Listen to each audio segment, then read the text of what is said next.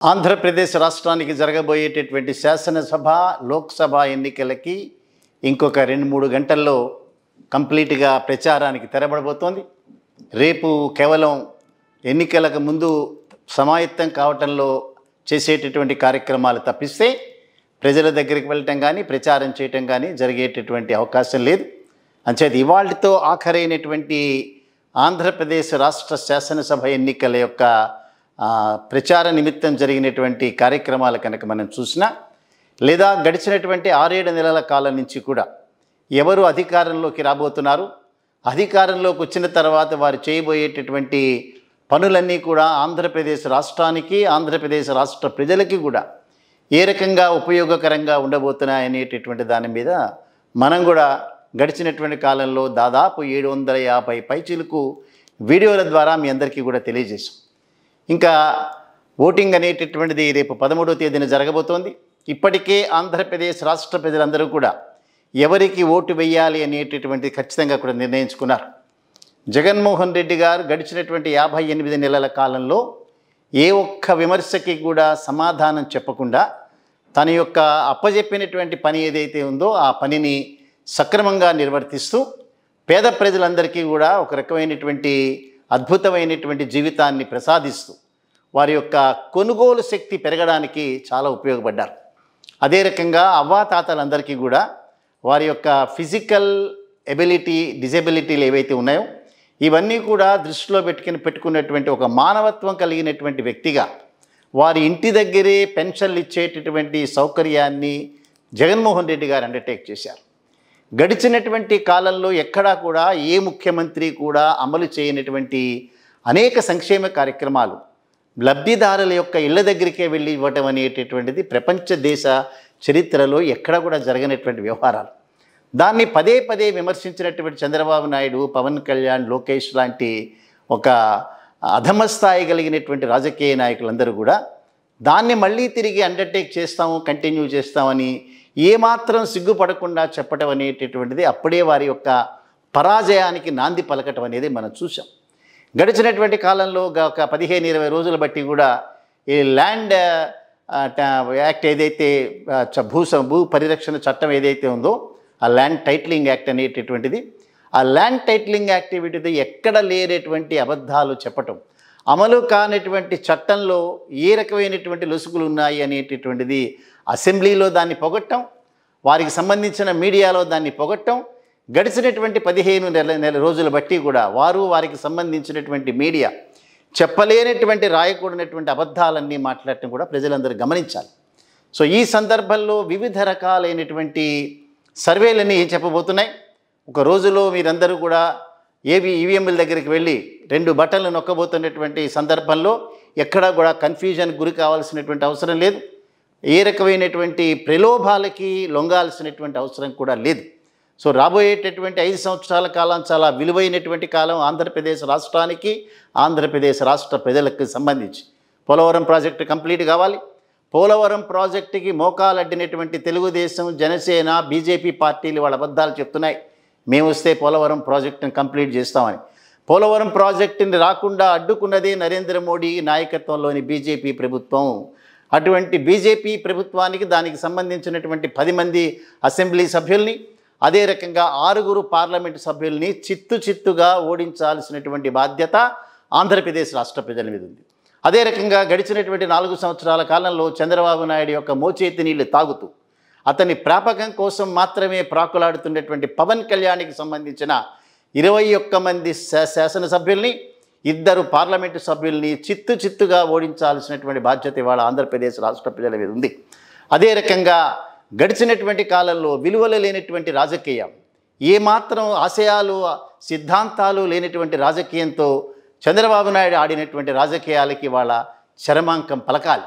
భవిష్యత్తులో చంద్రబాబు నాయుడు అవుట్డేటెడ్ పొలిటీషియన్గా ఇవాళ రుజువు చేసేటటువంటి అవకాశం మీ దగ్గరికి వచ్చింది.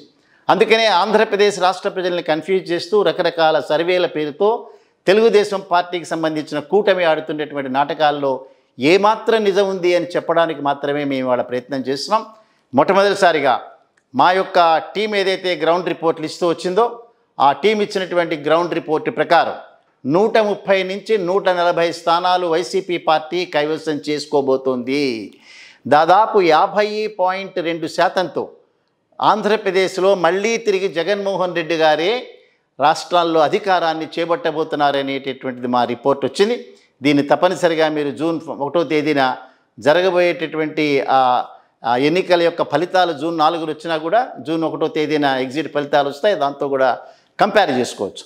సో మా టీం ఇచ్చినటువంటి గ్రౌండ్ రిపోర్ట్తో పాటుగా అనేక సర్వే సంస్థలు ఏవైతే గడిచినటువంటి కాలంలో తెలంగాణ రాష్ట్రంలో జరిగినటువంటి ఎన్నికలు కానీ, దేశవ్యాప్తంగా జరిగే ఎన్నికలు కానీ, మొన్నటికి మొన్న జరిగినటువంటి కర్ణాటక రాష్ట్రంలో జరిగినటువంటి శాసనసభ ఎన్నికలను కూడా ఖచ్చితంగా అంచనా వేసినటువంటి అనేక రకాలైనటువంటి సంస్థల యొక్క వారి యొక్క సర్వే ఫలితాలన్నింటినీ కూడా యథాతథంగా మీ దృష్టిలోకి పట్టుకొస్తాం. నేషనల్ ఛానల్స్ ఏవైతే ఉన్నాయో, టైమ్స్ నౌ కానీ లేదా అనేక రకాలైనటువంటి ఛానల్స్ అన్నీ కూడా 25 పార్లమెంటు స్థానాలకి 25 కూడా అక్కడ ఉన్నటువంటి లబ్ధిదారులందరూ కూడా జగన్మోహన్ రెడ్డి గారికి పట్టం కట్టబోతున్నారని చెప్పారు. అందులో ఇక్కడ రాకపోయినా కూడా రాష్ట్ర శాసనసభకి సంబంధించి ఇవాళ అనేక రకాలైనటువంటి సంస్థలు ఇచ్చినటువంటి రిపోర్ట్లన్నీ కూడా యథాతథంగా మీ ముందుకు తీసుకొస్తున్నాం.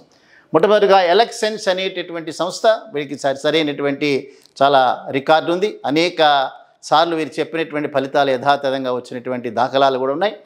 ఈ ఎలక్షన్స్ ఇచ్చినటువంటి సర్వే ప్రకారం వైఎస్ఆర్సీపీ 124 సీట్లు 49.46%తో మళ్ళీ తిరిగి అధికారంలోకి రాబోతోంది. వైఎస్ జగన్మోహన్ రెడ్డి గారు మళ్ళీ తిరిగి ముఖ్యమంత్రి కాబోతున్నారని చెప్పింది. ఇంకా టీడీపీకి సంబంధించిన కూటమికి కేవలం 51 స్థానాలకు మాత్రమే పరిమితం అవ్వడానికి అవకాశం ఉంది. వారికి 46.12% మాత్రమే. ఇక మిగతా అదర్స్ కలిపి 1% వస్తాయి, కానీ వారికి ఏ రకమైన సీట్లు రావు అని చెప్పి అంచనా వేసింది. పొలిటికల్ క్రిటిక్ అనేటటువంటి మరొక సంస్థ వైఎస్ఆర్సీపీకి 121 నుంచి 130 స్థానాలు రావడానికి అవకాశాలు ఉన్నాయి. 52.2% అనేటటువంటి ఓట్లు వారికి వచ్చేటటువంటి ఆస్కారం ఉంది. టీడీపీకి సంబంధించి 44 నుంచి 54 సీట్లకు మాత్రమే పరిమితం అవుతారు. వారికి 44.6% సీట్లు వచ్చేటువంటి అవకాశాలు ఉన్నాయి. అదర్స్ ఎవరైతే ఉన్నారో వాళ్ళకి 3%కి పరిమితం అయితే 0 సీట్లకు మాత్రమే పరిమితం అవుతారు. రేస్ సర్వే అనేటటువంటి సర్వే ఇచ్చినటువంటి అంచనాల ఫలితాలు చూస్తే 123 నుంచి 128 స్థానాలు 49.8%తో వచ్చేటువంటి అవకాశాలు ఉన్నాయి. కూటమికి 47 నుంచి 52 స్థానాలు మాత్రమే, అది కూడా 45.3%తో మాత్రమే వచ్చేటువంటి అవకాశాలు ఉన్నాయి. జన్మత్ పోల్స్ అనేటటువంటి వారు వీరు పదే ప్రతి వీక్ కూడా చాలా కష్టపడి చేసినటువంటి సర్వే చేసినటువంటి సంస్థ. వారిచ్చినటువంటి అంచనాల ప్రకారం వైఎస్ఆర్సీపీకి 117 స్థానాల నుంచి 120 స్థానాలు వచ్చే అవకాశాలు ఉన్నాయి. టీడీపీకి 47 నుంచి 49 స్థానాలకు మాత్రమే పరిమితం అవడానికి అవకాశాలు ఉన్నాయి. పార్థదాస్ వీరు చాణక్య గ్రూప్కి సంబంధించిన వారు. వీరిచ్చినటువంటి సర్వే ఫలితాల ప్రకారం 93 నుంచి 103 స్థానాలు వైఎస్ఆర్సీపీకి వస్తాయి. టీడీపీకి 72 నుంచి 82 స్థానాలకు పరిమితమై వారు ప్రతిపక్ష పార్టీలో మాత్రమే కూర్చోవాల్సి వస్తుందని చెప్పారు. అదే రకంగా పోల్ స్ట్రాటజీ గ్రూప్ అనేటువంటి సంస్థ వైఎస్ఆర్సీపీ 120 నుంచి 130 స్థానాలకు గెలుచుకునేటువంటి అవకాశాలు ఉన్నాయి.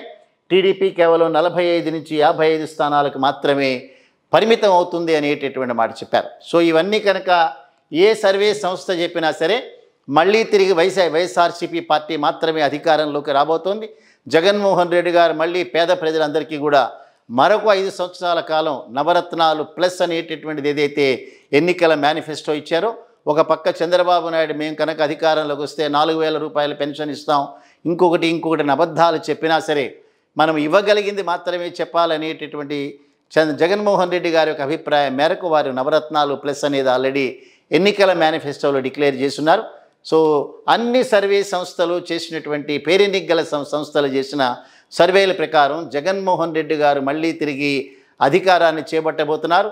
చంద్రబాబు నాయుడు గారు ముఖ్యమంత్రిగానే నేను అసెంబ్లీలోకి వస్తాను అనేటటువంటి మాట చాలా కల్లాని చెప్పడమే కాకుండా కుప్పంలో కూడా చంద్రబాబు నాయుడు పరాజయం అనేటటువంటిది కన్ఫర్మ్ అయింది అనేటటువంటిది అనేక సంస్థలు మనకు చెప్పినటువంటి వ్యవహారం.